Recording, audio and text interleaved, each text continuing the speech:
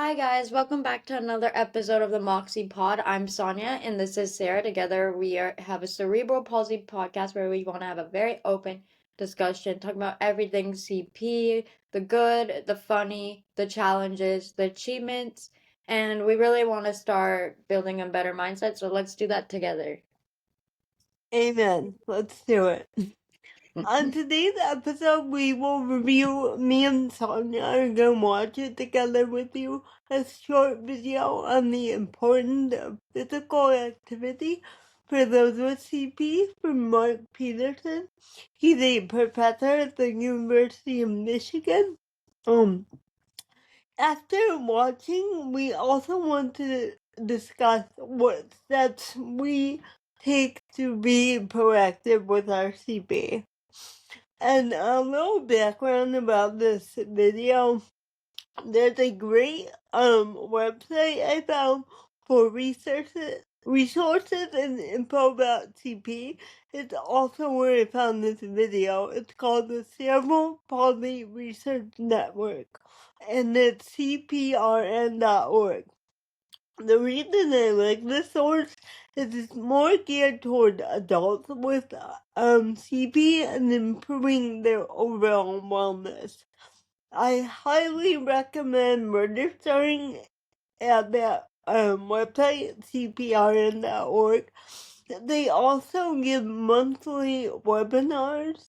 They had one just this past Monday. It was AI and just talking about the new AI technology and how it could advocate or better predict brain injuries from within the womb. I thought it was pretty cool. And they have all their previous videos on YouTube too, and they're worth the watch. So that's my little spiel about that. And I Wow. will, yeah, it's pretty cool. Very interesting. They are hour Yeah. long videos or webinars. I'm sorry, but Right. it's very um what am I saying? It's just interesting to hear all the new stuff they have going on and the new research for people with CP. Yeah, then you can whoa. You can stay updated and then maybe you'll realize there's some resources or just have a better understanding of your CP with the because there's not much research currently, but as it evolves. Yeah, and it's geared for all different types of cerebral palsy, from mild to moderate to severe.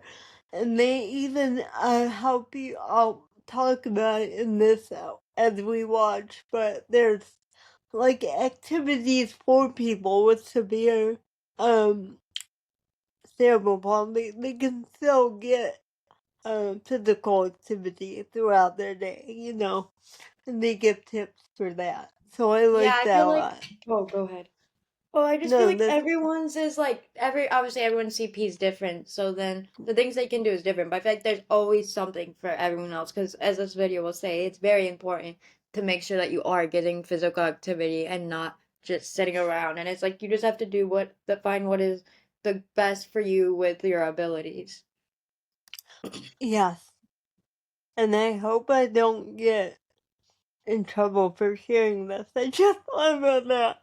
But it's on their website, so it should be free You to use, right? oh, I don't think yeah, if they like put it's literally there. They want people to Yeah, see it. okay. Alright, no problem. Okay, I'm gonna start now. Cool. Yes. Yeah. I'm glad to be a part of the CPRN and greater network, and I really appreciate the opportunity to talk. Those of you who don't know me, my name is Mark Peterson. I'm on faculty at the University of Michigan Department of Physical Medicine and Rehab. A lot of you in the audience are probably colleagues of mine. I know Dr. Herberts is on the line and a few other people. A lot of our work here at the University of Michigan in collaboration with Dr. Herberts and other colleagues here at Michigan are in the sort of the space of health outcomes among adults living with CP. Obviously, we are very interested in supporting lifelong physical activity participation for for folks across the lifespan with cerebral palsy. And so that's kind of what I'm going to go through very quickly in an overview with you guys today. So originally, my original work was in muscle pathophysiology of aging. And obviously, with age, we know that there is risk for frailty, physical dysfunction, mobility disability, chronic disease risk, cardiovascular mortality, and all-cause mortality, just even in the general population. So I became very interested in studying the effects of aging and CP, even in early adulthood. About 10 years ago, 12 years ago now, I have, for those of you who don't know, I have a son. I'm gonna stop it there because what he said, I think we can both say yes to because Yeah, like more specifically, since we obviously experience it. yeah. Yeah, do you want to Um start? sure. I definitely have arthritis in my hand already. Oh, got both Um hands. yes, both hands. And of course my shoulder has significant cartilage damage just to my daily movements. It's not like I have a crazy job or I do um crazy fitness stuff. That's just the way my body moves. That's what happened to my shoulder. So it's like deteriorating rapidly, right? As he's The way we talking use about it. what's up, Because the way we use it, right, we kind of right? overuse it or don't use it correctly. Because, like, I noticed that, like, with my hips is, like, the way that I'll walk since my gait is, like, not balanced or whatever. And, or, like, when I'll stand, I, like, press out my hip because it's more comfortable or whatever. And so I noticed that, yeah, you start developing that pain because just of how you've been using it. Sorry, not to, like, interject, but. Oh no. I agree. I completely agree. And to add to that, the way I do my movements are so heavy and I use so much force that probably the amount of muscle tension I have just from doing that is exaggerated or Because you say this um is when you're using your hands that this happens? yes, so like in school I still would try to write and everything all throughout, pre-K through probably to sixth grade until I got like a computer device.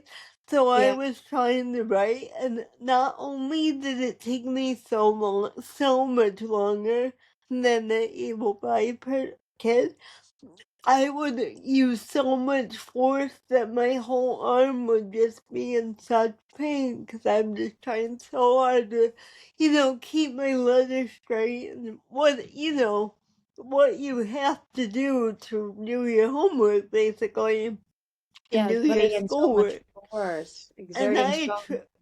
I attribute a lot of that to how my shoulders now and how I feel like I am aging in a more rapid way, or my body is for part of my body, Right, just the buildup over the years. Yeah, it does take a toll on your right? body as compared to an able-bodied person. I feel like we probably age like a decade or so quicker, unfortunately. I wanted to ask, like, when did you like know or feel like your arthritis like developed? Like, what age? Like, when was that moment? Well, I really noticed like my knuckles on my fingers, they are really big, so Okay. they're really big, and then probably around within the last 10 years, I would say it's been gradually progressing. I'm sure I had it before then, but within the past 10 years, it's gotten pretty. I won't say it's terrible, but I can feel Feel it. at the end of the day, my hands just are so stiff and Yeah. they feel like I'm still holding something almost because I Oh can't like God. just straighten them, relax them, as a able-bodied person would. Right, I get it. Yeah, that's like, yeah, they're Mm-hmm. just, I guess, exhausted by the day. Yeah, I wanted to ask you that too. Do you get more fatigued? Would you say on a Uh, daily basis? yes, definitely. Days I do a lot of walking, or especially if it's like uneven terrain, or just even being out and about, out and about, sorry, my body does get more tired for sure. I obviously I love to go out. I love doing stuff. I'm not a homebody, so there's kind of a Mm-hmm. clash there. So I like kind of try sticking out, but I know it's also at the same time not good to overwork. Like there's a balance right between like, as this we'll talk about, like physical activity and then like not, but I do just enjoy going out with friends and stuff, so I kind of just push through it, but there's moments where I'm like, okay, yeah, wow. And then like I personally like talking about like the pain. Like I don't know Mm-hmm. what I can't really show it, but like this part right here, like that elbow part, like on the Mm-hmm. front side where there's like a tendon, is that what Mm-hmm. it's called? But like that part, like because of the way I keep my hands so like tight and like Uh-huh. this, it gets like sometimes it will hurt like really badly in my right arm, Mm-hmm. and I feel that. And then I think I'm on the path to arthritis, or I do have it in my right hand because like the joint, like sometimes in my fingers, like at night I'll feel it and I'm like, oh God, I'm trying to stretch it more because I think that definitely will help because it's mainly the way that I keep my right Mm-hmm. hand, which obviously isn't by choice. So that definitely presents itself. And then like my feet, like though like my legs will sometimes like get spasms, like I'll just be walking and I don't know how to explain it. I think that it's like, yeah, I'm like, well, I just need to sit down because like my legs feel so weak. And sometimes that'll happen when I wasn't even walking a lot. It's kind of unpredictable, but yeah. Do you have those like in your toes? Do you ever get spasms where your toe almost bends the wrong way? Oh yeah, yeah. That Oh happens. my god, that hurts so bad. I hate Oh, that. I It's hate like those. it's crazy how it's out of your control. It just does it. I'm like my body sometimes it doesn't even feel like my body. I know. I wonder, like, if there is something that does cause it, like a small misstep of your foot, or who knows that. But it's like bam there, and it's like crippling. You can't walk. You can't do anything No, it's so because it bad. just And it yeah. will result from when I walk too, because I walk on my tiptoes and sometimes I'll misstep and then so that those toes part will like go inwards and I almost fall and that yeah, that shit hurts. Oh my God. Oh yeah. I do walk on my toes too, and I see my daughter walking on her toes. I'm like, no, don't do that. Like throwing it Bad. in your face. Yeah. Oh God. All right. Should we see what else is on here? Ready? Yeah. Okay. Son with cerebral palsy, and so my research interests are very personal and professional in nature. So I very clearly have interest in trying to understand the health of individuals with CP across the lifespan. So it's not just a factor of age or frailty. What happens to children, adolescents, and young adults with CP as they transition throughout adulthood? That's really what I guess the centerpiece of our work is here at U of M and my career. Currently, it should be reported that there are more adults living with CP in the United States than there are children. I Mm. bring this up because we are often faced with the notion that cerebral palsy is a pediatric disability and has nothing to do with adults. And yet we Yeah. know that children with CP grow up. In fact, we have a paper that the title is Cerebral Palsy Grows Up to kind of point out that exact thing. Is that there are extremely unique healthcare needs among adults living with cerebral palsy. Amen. Right? Oh my Yeah. God. This That is why we're resonated. here, you know? Yeah, we're really trying to bring in an adult perspective, mention like the transition, which I do want to talk more about, like the transition from adolescence to adulthood. Because like people you Mhm. look up and it's like I like want to look up like things with CP and it's like all little kids and it's like you don't grow out of it. In fact, it gets worse. So like Yeah. I was looking up moms with cerebral palsy, and I could not find anything. It instantly went Oh my God, to I'm sure it was more like mom how to of parent a kid with CP CP. children. Exactly. That's Oh my instant. God. I mean, I was going through all the pages of Google. I'm like, okay, Right. okay, okay. And then I got to Reddit, and like, there's tons of mom with CP. I'm like, oh, I mean, why isn't this known? Why do Right. It's people like you not could dig know for this? Reddit. Reddit's sometimes the new Google when you want to find something relatable. I know, and it's like, man, if I knew this, maybe I wouldn't be so scared. So Right. anytime I see a young mom saying I'm scared, I'm just like, you know, telling them everything I can, everything I went through, everything they might go through, just so they know a little bit more about the real process. Not, Right.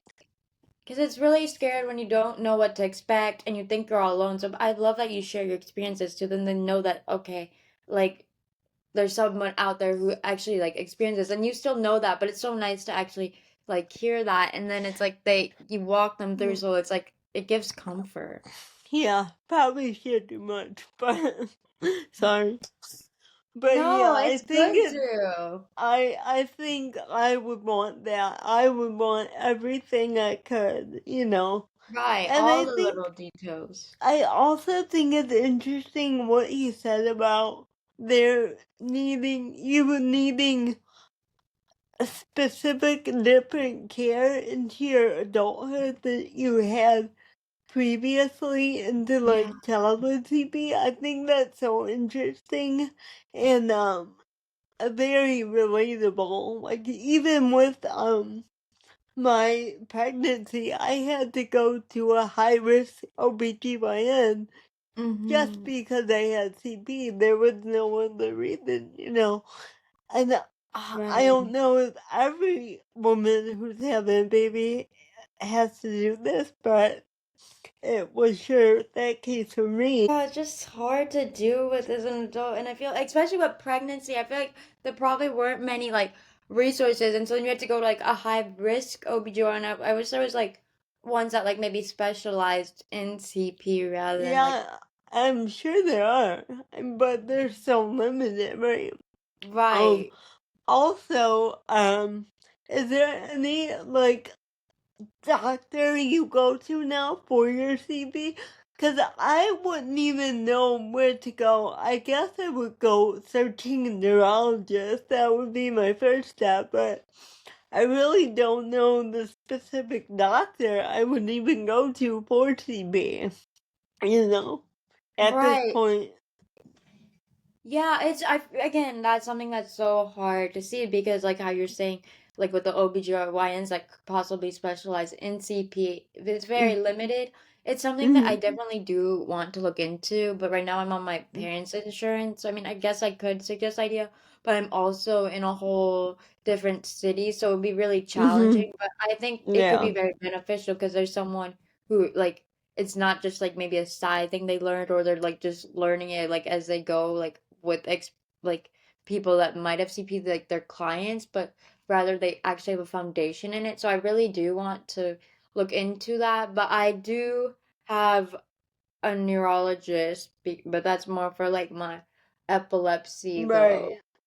I heard that there is a different type of doctor specifically for CP, and it's not a neurologist. The name totally escapes me right now, but I know there's some um other than a neurologist. And what else? Right, that's so cool. I really Let want me to see look into something else. that because I feel like then you get really specialized treatment. Have you heard of the Mayo Clinic? I wonder if they have anything like special or new research or something Wait, like what that. clinic? The Mayo Clinic? No, I've never Isn't heard of that it. like a famous? Yeah, okay. Anyway, yeah, No, that's that's kind of interesting. cool. Like the specialized. Yeah, I guess you go there when you don't know what's wrong with you. Like, no one can figure it out, like that type of thing. Right. Okay. I mean, yeah, that would definitely bring clarity, but I don't know if there's like a process where it's like Right. you have to have something that, oh, we Yeah. don't really know, I'm and then sure that's the they're only way to like, get in. no, you don't, you're not what we want. Right, they're like, I'm sorry, not No, enough. you're not quite enough wrong with you. Right, no, can we talk about that for a second? I'm sorry, like this is like, Yeah. but like where it's like, I get like, is yours considered mild? Yeah. Yeah. Yeah, mine too. It doesn't feel like it mildly affects me. But Me like neither. it's like I feel like sometimes like I tried getting on Medicare, Hmm. um, but apparently I wasn't disabled enough, but it's like I feel like I am because it inhibits me from doing a lot of stuff. And so it's You like, are. yeah, it's like you're not enough to get like these health benefits, but then it's enough to really impede the quality of your life. Exactly. You have to get a lawyer, and your lawyer will definitely get you Social Security because that's outrageous. Like you can see how I walk. You can see like my vision's affected and I can't drive. Like I mean I have to go to the neurologist. Like I mean I'm Yeah, sorry, this is and so for real. American healthcare kind of like is lacking in a way, but I won't get too much into that. But they're and very even selective with who they like provide I Medicare with. Are know, you but on if Medicare or no, I have a small settlement my mom started from way when I was born, so that constitute as Social Security. Like it's oh, in the place of. oh really? Yeah, like Huh. a wrongful birth, or you see all those commercials for like, did your child was your child born with CP, or brain damage or whatever. So my mom did that for me. Oh, that's nice. Which So and then it thank God accumulates she over did. the year. Yeah. Oh wow. But I know if you get a lawyer, you will get it. So, and Yeah, that's they expensive, shouldn't but take yeah. too much from you, though. You know. Hopefully not, because Yeah. like I feel like it should be more accessible to people. Yeah.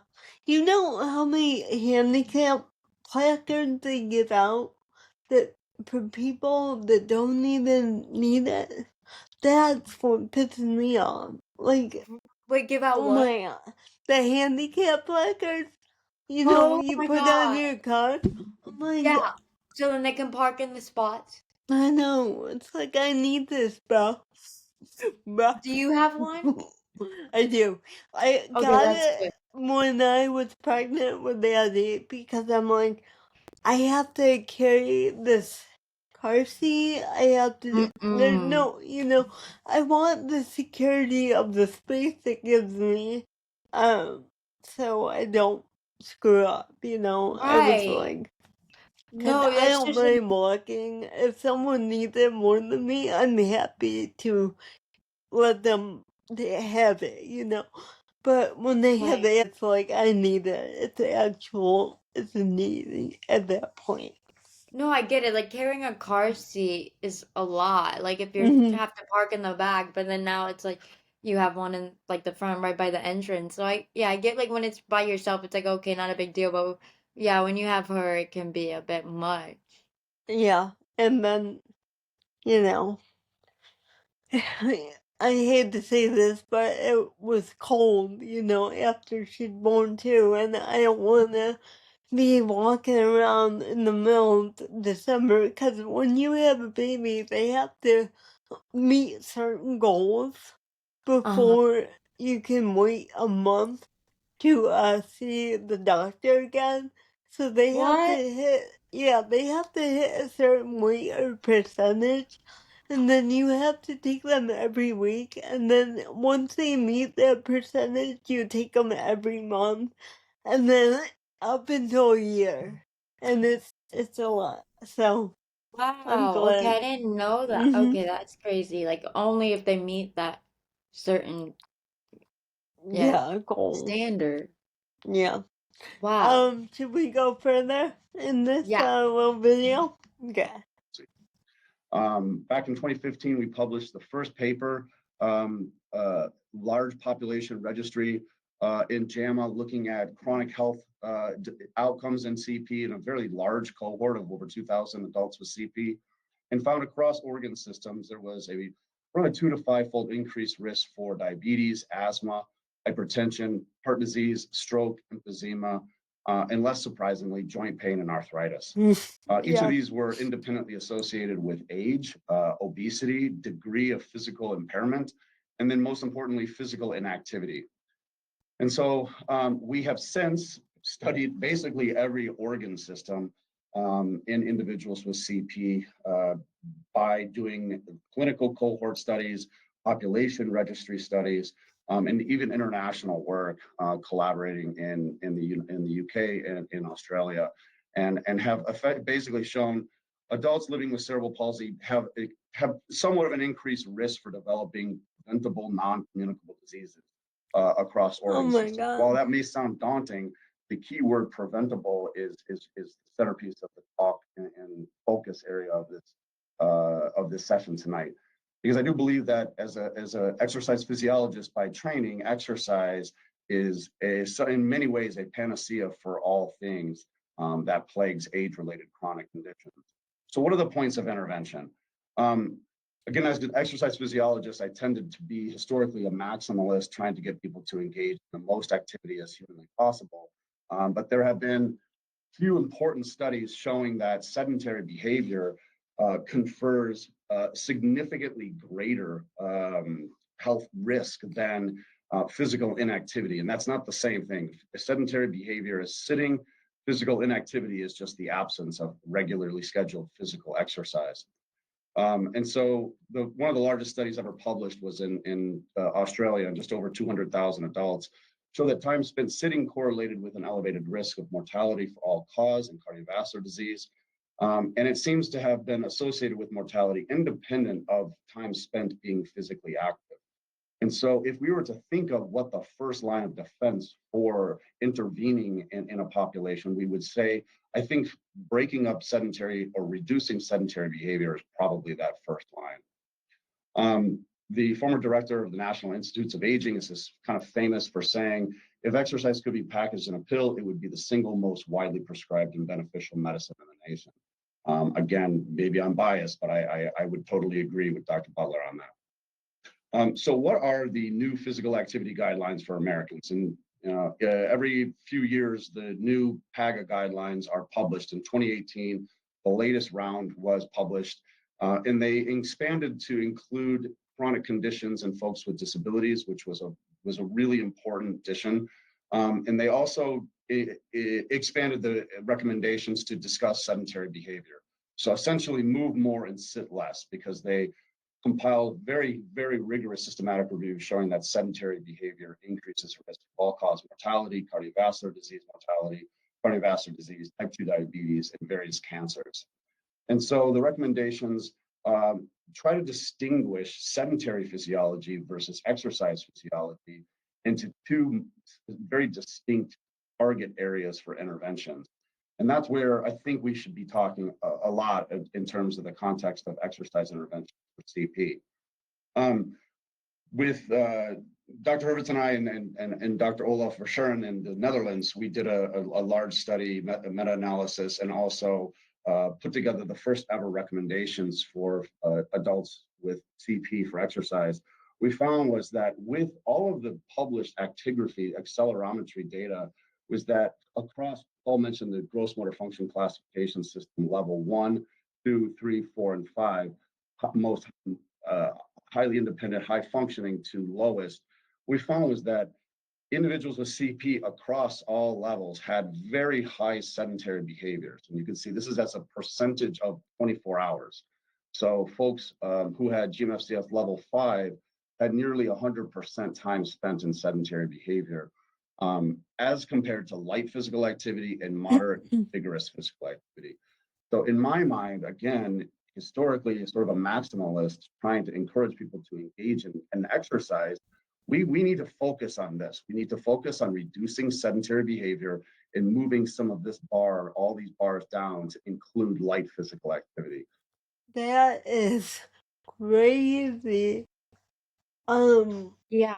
And then I mean, this video is also 2 years old, so I'm not sure today's study's findings, but man, that's sad.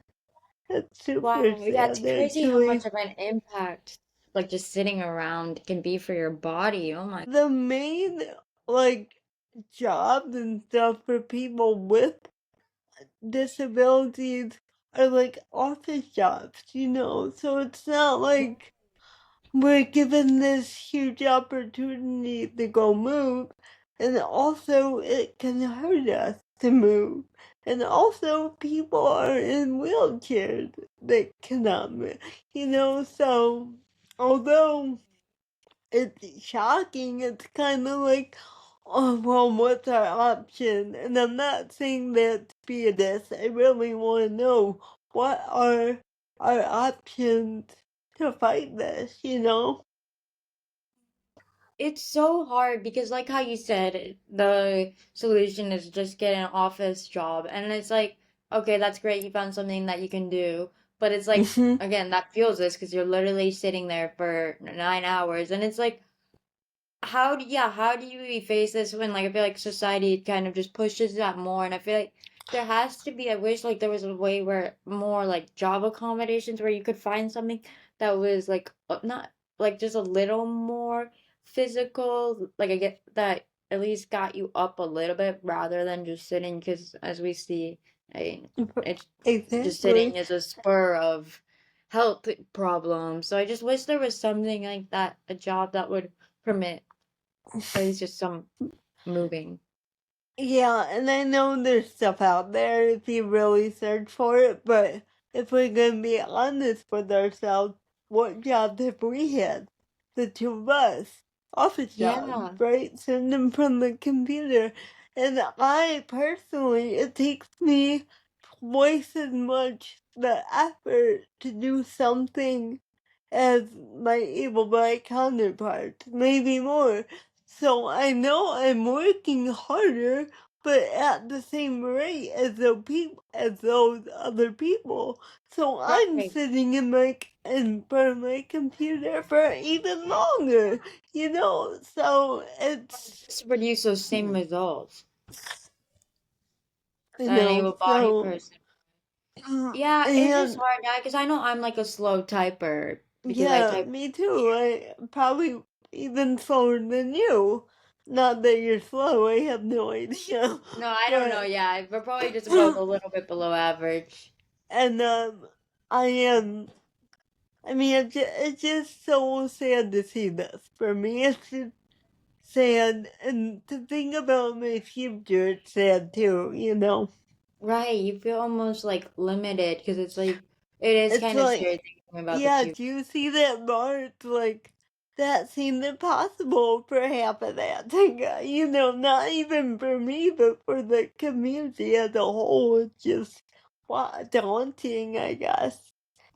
It's very daunting, like in terms of a career or just how your CP will get worse. It's like, Worse, exactly. Like, what if you hurt yourself too? It's like, then what if you're not on Social Security? And what,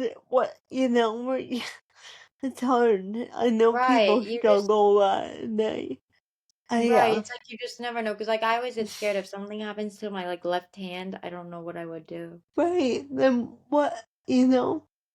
it's, yeah, so, okay, let's watch what he has to say next.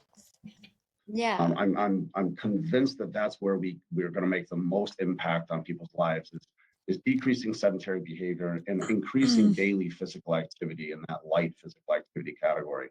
Again, acknowledging that exercise is very, very important as well. But the guidelines include, I hesitate to read through all of this, but adults with chronic conditions or disability should do at least 150 minutes or just 300 minutes a week of moderate intensity or 75 minutes, 150 minutes a week of vigorous intensity physical activity. So again, I just showed you the bar graph of physical activity taking place in adults with CP in the published literature. And I think that this recommendation does injustice to the population. I think that we're encouraging people to do far more than what's possible. Yeah. And so these are the published guidelines from the American government, but I still think that we need to start focusing with fragmenting and reducing sedentary behavior first. But they do put a caveat here: when adults with chronic conditions or disabilities are not able to meet the above guidelines, they should engage in regular physical activity according to their abilities and should avoid inactivity, so avoid sedentariness. I will say that there are several NIH agenda calls for proposals to improve the guidelines for folks with disabilities for this exact reason, because this is not a good enough recommendation Right. for the large segment of the population who have Yeah. disabilities. The United States has a packaging problem. Exercise looks like a certain thing, and I have always thought that here in the U.S. we've done a disservice to the general population, but specifically for populations who do not want to go to a general fitness center, that exercise does not have to be packaged a certain way. And so we need to get away from the old model of what exercise has been, sort of coined as and advertised as, to think more abstractly about how we can do. I agree with this so much. Yeah, I feel it to my bones. Yeah. So I don't Yeah. know how many posts I read that was like, I want to go to the gym, but I am so intimidated by the people inside there. Right, And because it's you all. like, yeah, go ahead. Oh no, you can go ahead. I'm sorry.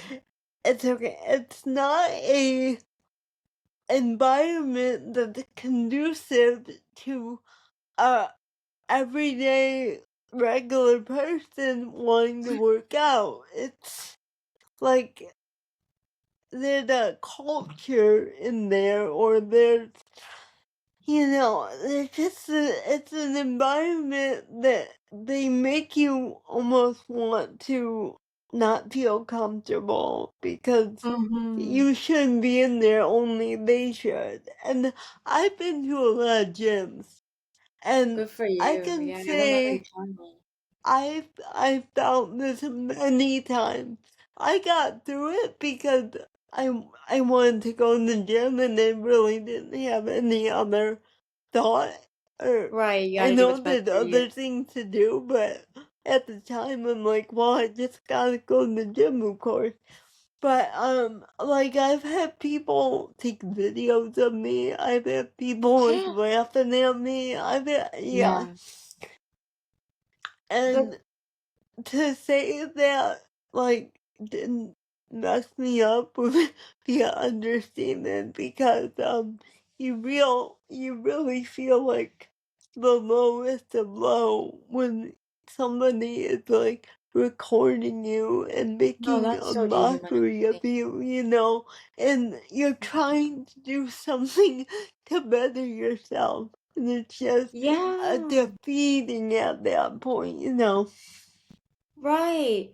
Something that's meant to be good for you. You're working on yourself, working to get out there, doing something that you might be out of your comfort zone, but you're pushing yourself just to get that feedback. It's like it's yeah, just not welcoming at all. And it's like, how do you, it's like you just have to get over the mindset. Like, I'm so glad you still go because you know it's in your best interest. And people are just, some people, it's very hierarchical, like, or however you say that word. Mhm. Like, yeah, you see all these, like, not to generalize, but mainly men or even females will do it too, where it's like, yeah, they know that they're good at the gym, and it's like they think like that you're like inferior just because like you're not at their level, and I feel like that's not how it should be. Fitness is different for everyone as long as everyone's trying their best or even just going there and putting in the work. It's like there should be Yeah. no judgment. Like, Even if I was not disabled and overweight significantly, I feel like that's what they would do to me too. So I don't mm-hmm. even like the culture he's talking about. Like, it affects so much more people than just people with CP. It Right. overlaps, disability and age and body type, and yeah, Right, I like if you fit that perfect gym body or whatever, it's yeah, like, what are you doing here? And it's like everyone's just trying to work on themselves because fitness is important for everyone, no matter who you are, where you come from. It's like that's how you prevent health problems. And yeah, some people might be doing it like because they're like a bodybuilder or whatever, but for some people it's just to get that exercise. Everyone has a reason to be there, and I feel like that should not be undermined, and you should not make someone uncomfortable for doing something that is good for their body. Yeah. And I will say, like, I've been going to the gym since I was like 18 before Wow. that, but as an adult, you know. So I will say, I think the culture has shifted a little bit. I think it's a little more accepting, but overall, it's kind of got that same tone, you know, as what he's talking about here and what we've been talking about. Yeah, it's really sad. Like a place Yeah, where you should be able to just reach your full potential. It's like half the time you're spent thinking what other people are doing or saying about you. right. And you're always comparing yourself anyway. Oh, So it's just yeah. like Literally, like this anywhere, like on even top on a of daily this on out and top. about in the Yeah. gym, it's like you see people like, oh my God, look at how much weight they have, or oh, they're doing that machine so well that I'm not great at. And it's Right. like when you see their comments or see them staring, I feel like that only perpetuates that comparison. And it's like I just don't get why someone would Yeah. make someone feel bad for working on themselves. I don't know.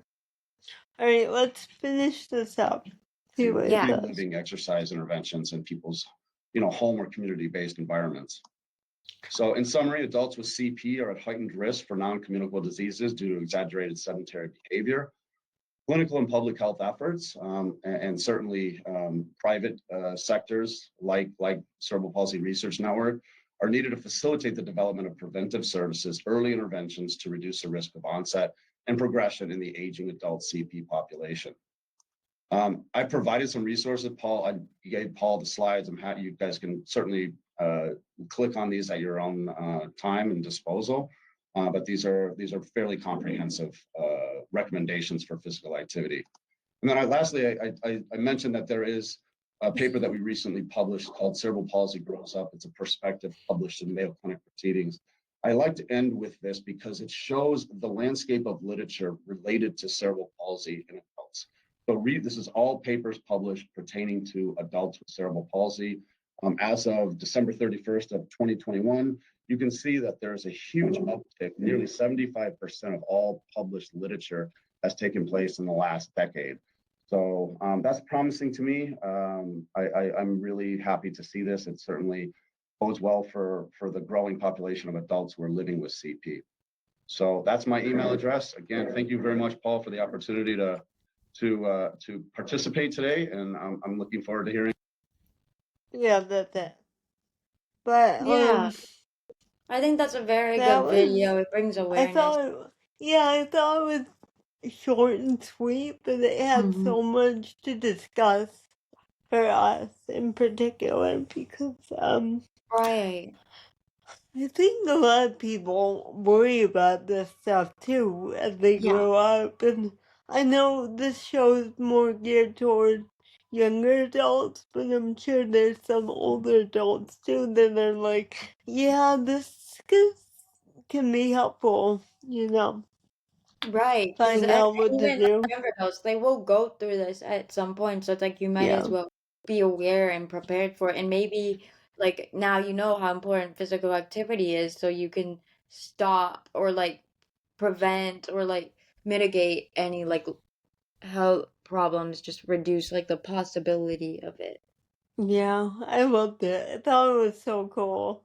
And I will put his email in the and now like show notes at the Description. bottom if you want to reach out to him, cause he seems like he's got first of all personal vendetta against this, so that's cool. That's always good to hear, like a dad of a person with CP or a mom of a person with CP, because they Yeah. are so, they're unwilling to stop and they want to find every avenue to help you, and I Right, think because they have a that's great. personal motive. It's not just for the work.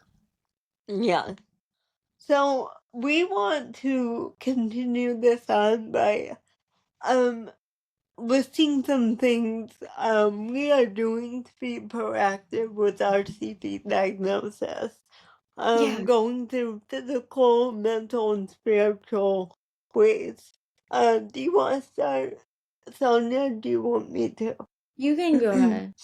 Okay, so physically, I really enjoy exercising. My mom instilled it in me at a very young age. So I am always willing to like go, even if it's just going on a walk. That's Yeah. something I truly enjoy. I'm glad. Also, physical therapy, I think it's super beneficial. I know there's that. Sorry, I'm losing my voice. Oh my god. But I think No. it's I think it's super beneficial because even if you're not going into a outpatient center, you can still look up therapies to do online and Yeah. still treat yourself, which you should be doing anyway, just to stay up. Of course, stretching, we all know, we've heard it since we're like knee high to a grasshopper, right? Stretch, stretch, because our muscles are so. And I think it might be controversial, but I think pursuing your interests, such as cooking or gardening or something you really enjoy that's physical, is gonna benefit you. No, that should not Sig- be controversial. Oh my God, I yeah, agree. yeah, and I think even if you're bad at it, though, even if it takes you like so much longer than it should. Who cares? If it makes you happy, just keep doing it. And the more you try, the better you'll be at it. Like for me, cooking, I wasn't. I was bad at it, really bad Mhm. at it. And then I just kept trying and trying and trying. And now I'm sort of okay. I'm sure you're really good. I wish I could try, but uh, yeah, it's a work in progress. It's like you should yeah. never stop your personal interest just because you think you can't do it or you can't do it as good. But as long as you're doing your best, and it's not like, oh, how good can you do it to the next person? It's like, how did you do it yesterday, and how did you get better today, or how did you not Yeah. even just over one day? Obviously, it's a journey. It's longer than that, but it's like comparing it to your past self. That's what matters because you're living your own life, and so if you enjoy it, don't let comparison do it or the fear that you won't be able to do it the same level as others because that doesn't matter. It brings you happiness, and as long as you think you're getting better at it, or even if you're not and you just enjoy it, it's okay. I'm so guilty of doing this myself. I'll be like, okay, I'll I'll be going somewhere. Say I have a wedding and like, Mm-hmm. I have to go to a wedding in January. I'm like, I have to lose this much weight or I won't look good or this No. and that, and it's just or I have to make sure I don't break out somehow. Oh my God. It's just illogical things that go through your head that Yeah, the really torment that you put yourself through. and at the end of the day, does that matter? Are you happy? Are you Right. happy when you're leaving? Are you excited about celebrating this wedding? Are you just thinking about yourself right now? And I get caught up in that, and I wish I didn't. But yeah, that's one of my downfalls. I Working feel on. like everyone does that to a little extent because on the media, society is pushed on you like all these ideals, especially as a woman. Um, Yeah, But like it's like you have to take a time to step back and realize that that's just like what's perceived as it's not something that you really have to do. It's like you just have to work on being the best version of yourself and just being happy with who you are and self-acceptance. I feel like instead of like striving to like be like this other person or like I need to lose weight, I can't break out. It's like I those are know. natural things. Like obviously you want to be a healthy weight, but like you don't need to Yeah, lose all these pounds just because you have a wedding come up because you have to learn to accept your body the way it is and not keep pushing it to be a different way because you're not happy doing it. That's just making you miserable. Once you get yeah, that body that you think is gonna make you happy, it Mm-hmm. doesn't. Then all of a sudden there's No. something else that you want, something else that you need to change. It's like, so you just need to really tune into who you are and be okay with that. You know what I mean? And then that's easier said than Yeah, done. I've still not achieved that, but I feel like everyone I could just know, but it's so good to hear. It's like a smoothie for your brain. You need it. It makes you literally, feel right? It's better. like that's like keeps you hydrated, keeps you going, but Yeah, it's poison. yeah.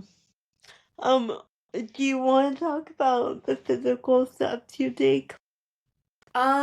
Yes, I would. Right now, I'm not going to PT or OT, but I really, once I'm done with school and once I like settle to where I want to permanently reside, I really want to take the time to research, get a good PT and OT because I feel like when I did do it, I've talked about it before, but when I did it when I was younger, there is a Mm-hmm. huge difference. Like I try incorporating using as much of my right hand as possible on daily like activities, but sometimes I'm just in such a rush that I Mm-hmm. don't or I forget and I know it'll be quicker just doing it with my left hand, which isn't good for in terms of my right hand. And so if I had like therapy, like a session, I think it's great when you solely focus on that.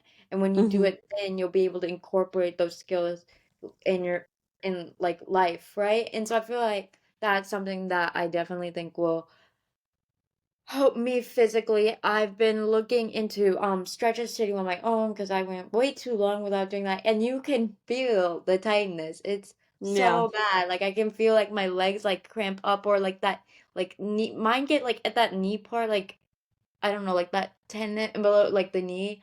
Like I can Mm-hmm. feel that get tight. So I feel like also just looking up stretches that are doable to you on this internet. YouTube is very helpful, and I think Yes, getting into I like love you too. adaptive yoga, they say yoga is really good for an able-bodied person. I get like some like poses or like things of it you can't do, but finding modifications, I think you should do as much as your body will let you to stay physically fit to just Yeah, and I think what they said about the standards getting like what they say 13 hours a week, I think that's extreme. Or I don't know the specific hours, but I know it was like way kind of right. It's like exaggerated. finding time to do that can be hard. Yeah, and especially like for you in school, it has to be very hard because you got classes, you got It meetings, you really got is. this.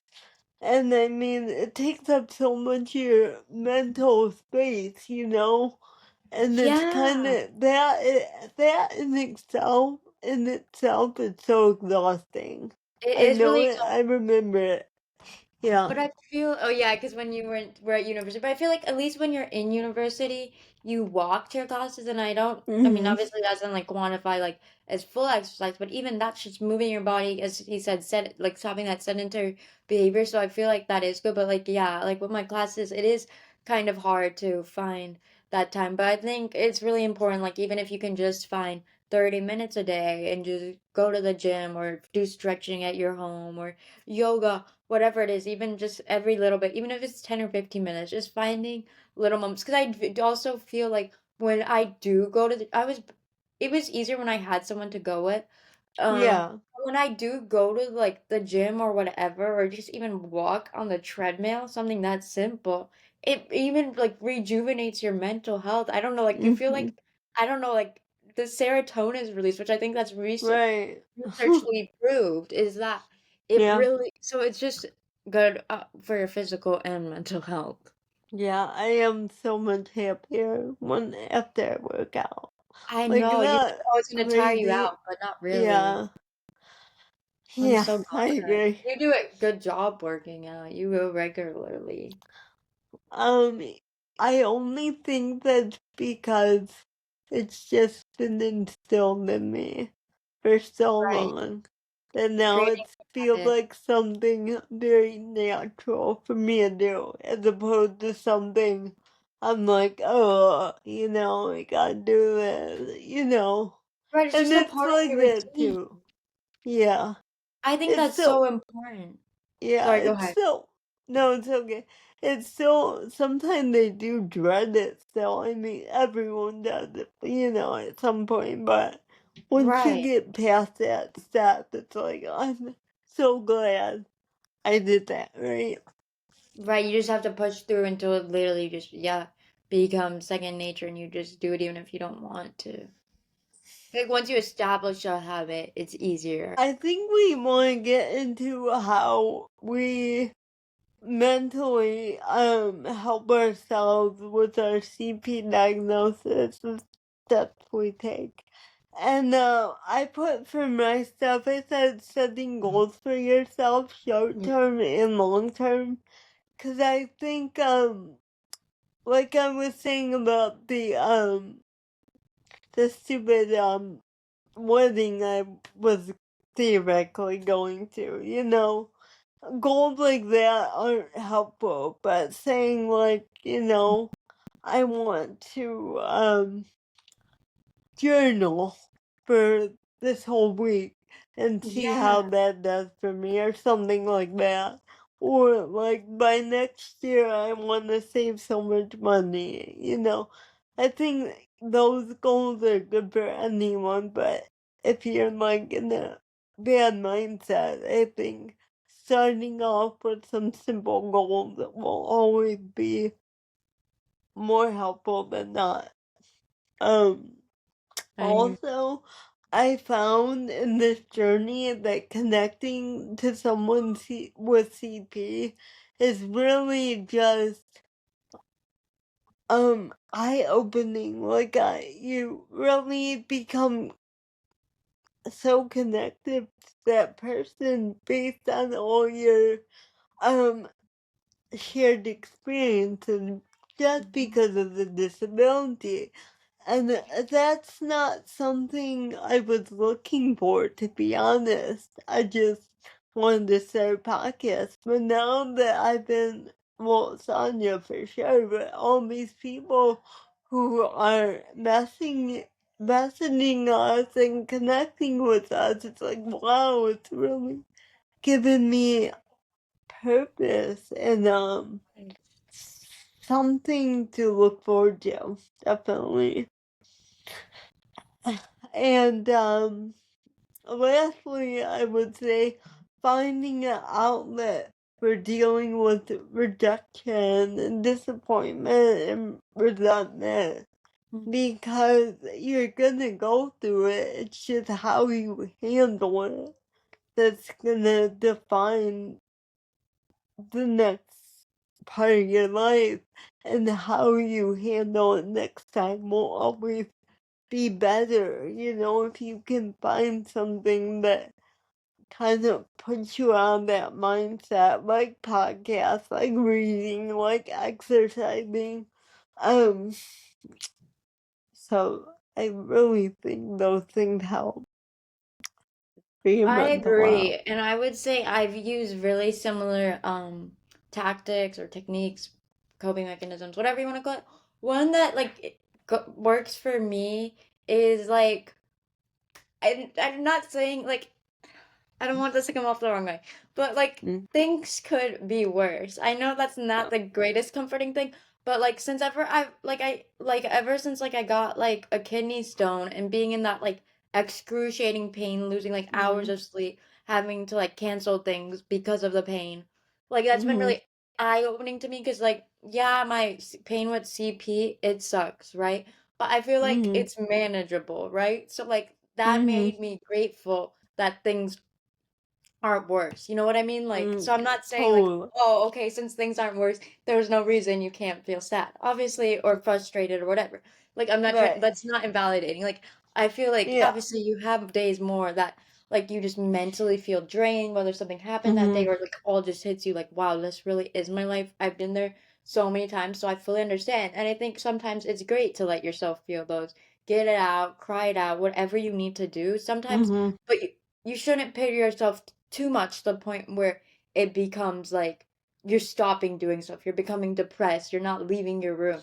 Like I think at Yeah. that point is where it becomes unhealthy and you just need to force yourself to go out. And you know, you mentioned journaling. I did that for a couple years ago when I was younger, and I recently got back into it. I try doing it 2 or 3 times a week. And just like it's just finding the motivation to do it, but like when I agree. what are you gonna Yes. say? No, my New Year's resolution last year and this year was to journal, Have you started and it now at least or I've no? had like 6 entries from last year, and I have Okay. like 2 from this year. Oh no. I've Okay, so been it's infrequent, but there's no point forcing yourself to do that. If you no, like, it shouldn't become a but chore. I I feel like genuinely enjoy it. I genuinely think it's beneficial every time I do it. So why don't do more it's just hard often? to get yourself to do it. I It's not don't like it's know. miserable to Yes, do. I don't know why. It's just the starting part is so hard. So I get you. yes. It's like you And enjoy it. it's You know the like, benefit. what am I gonna write? But then as soon as I start writing, it just flows. It's like, Oh my you God, know, literally. I'm like, bro, my life is yeah, boring. I don't have anything to write. But then you just start going and it's just so free and you don't think about what you write. right. You just let it come from your heart. And that's such a good way to get it out if you don't feel Mm-hmm. comfortable talking to someone or you need to just do it right in the moment. It's like if Mm-hmm. you're like ever sad, like just getting it out really helps. And like I feel like what I used to do, now I don't have enough phone storage. But as I would just create little like not vlogs, but like videos to myself just venting because I didn't really feel like I had anyone. And I feel like that Yeah. is so beneficial because there's no judgment. You're just talking to a camera and Mm-hmm. you can really just let it out because it's better than keeping it bottled in. So like whenever I'd be like frustrated, like, oh, I couldn't do this today, or like this happened, or like just like, oh my God, my mental health is so bad. Like that is so good. And then also I think a plus with like journaling is that you can like kind of look back on it and like kind of see it from like an outside perspective. Like act like as if you weren't the one who written that and like what Mm-hmm. advice would you give them? Because I feel like it's easier to give someone else advice than yourself, or you can give advice Mm-hmm. but not take your own advice. So if you can kind of like withdraw yourself from that and kind of see it separately, I feel like that can also be I really helpful. That is so genius. Yes, that would be so so Yeah, beneficial. I've tried doing that and I think it helps. Like, I mean, I bet it does. it's definitely worked for me. And then I agree with like how you said like it's so nice to have like a CP community talking to someone about your experiences Yeah. that have CP because it's like it's just like another like someone who understands you. It feels like you're less ostracized and it's like someone Mm-hmm. you can just get out to someone who will get it. And also on top, I feel like it's also really important like even if like obviously you can't surround yourself with just CP people and you shouldn't. You should have like a Right. wide variety, but Mm-hmm. having people like that uplift you or that like are very accommodating, like they kind of over time like learn what you need and where you can help, that just feels good because it feels like you're seen, like when like my friends like have to help me without asking, but like they know like I'll need help. It's not like just doing it when I can do something and they'll like interfere, like when they like they've it's so cool like how they've like learned like the times I need help, like that just it makes you feel so seen and like it uplifts you. So I feel like Mm-hmm. finding people like where they don't just like completely disregard your disability, but then don't just see you as a disability. Like there's like that middle ground. I feel like that can just be really fulfilling, in my opinion. I agree. It's like it's your own little love language or their love language to you to Right. like make you feel like that in your friend group. That's beautiful. I love that. Yeah. And sometimes it's hard to relate or have someone else relate to you that is not disabled. So I think Yeah. just going back to that CP community and just like you finally feel like you're someone gets it. Like, oh yes, they get it and they understand completely. It's not like they're It's jumping so through free. loops to try and understand. Yeah. I feel like you get the validation button, like how you said it in the a past episode. I forgot what exactly what it was, but like a sense of normalcy. Like when you said that, I'm Mm-hmm. like that hit hard, and I feel like that's just the way to describe it is when you interact with other people who have CP and have these conversations with them. Yeah, it's become their own little bubble, their own little place to be. safe and regarded as just like anybody else. It's a very safe space, I feel. And lastly, spiritually, I mean, this is like, it gets a little bit, if you are spiritual, you might not be. I am, as I said before, and I kind of want to go back to that because I am a Christian, and I've said stuff on the podcast that would make me blush, and obviously sinful and all that. And I just want to say I'm not perfect at all. Like even besides the CB, I am flawed. My Don't mean heart's that flawed. I'm physically. It's simple, okay. So please don't take my actions as throwing my Christianity away. I'm not trying to do that, but I am simple, and I know I've said things that aren't Christian like, so I just want to say I apologize to anyone. 'Cause I swear, I know, I do all that. So, besides that, I think spiritually, finding purpose is always gonna not that it's this simple easy task to find, but throughout your life you will find purpose, I believe, and maybe many purposes that help you and help others. And I think asking God or whoever, whatever you believe in, for guidance also puts your mind at ease and kind of lets you feel a bit safer or a bit like you can handle the rest of your day. And I think lastly, looking at the bigger picture, yeah, something bad happened today, but like you were saying, Asanya, I'm still healthy. I still have people that love me and support me. It can always be worse. I feel like acknowledging that gratefulness. I know people say it all the time, right? 5 things you're grateful for. But when you really feel it, and sometimes you just have to do it just to do it. But once you really feel it, and you can get out of like that victim mentality, like, oh, my life sucks. Da, da, da. I know it's so hard. Trust me, I've been there. But it's like you realize that, wow, I actually do have things going for me in life, which can be so hard when you're down in the dumps, especially with CP 100%, because you feel like you're at such a disadvantage. You have this thing that most people don't have, but you have to also see, like, okay, well, I am grateful that for this, and I feel like people just keep wanting more and more, and they're never satisfied. And what I was saying earlier, you just need to learn to be appreciative of what you have instead of like trying to build this dream life or like match Right. all these ideals. Because that person in your head that you're striving to be, you'll never be. You already Yeah. are that person. You And already are that person. I agree 100. And, what was it? I was gonna say one other thing. Well, yeah, it's just a human condition to feel bad about yourself. There's nothing wrong with that. That you're made to feel like that so you can get back up and try again, right? So I Right. know people talk about the snowflake culture, and I think it is prevalent, but it is okay to feel down and to feel diminished because there's only one place up from there. You're gonna Yeah. go up, it's gonna get better.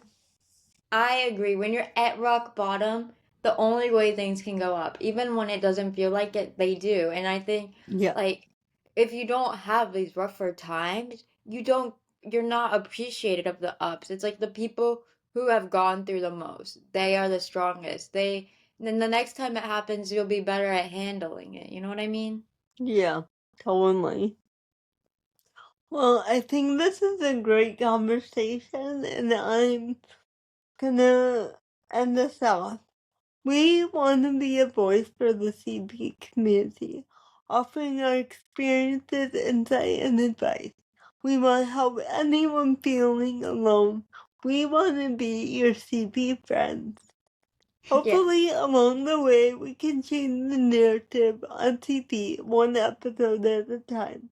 Lastly, we would love to hear from you guys, and we're actively looking for guest spots. You can reach us via email, YouTube, Instagram, and Spotify. Thank you for listening. Thank you guys. Bye. Bye!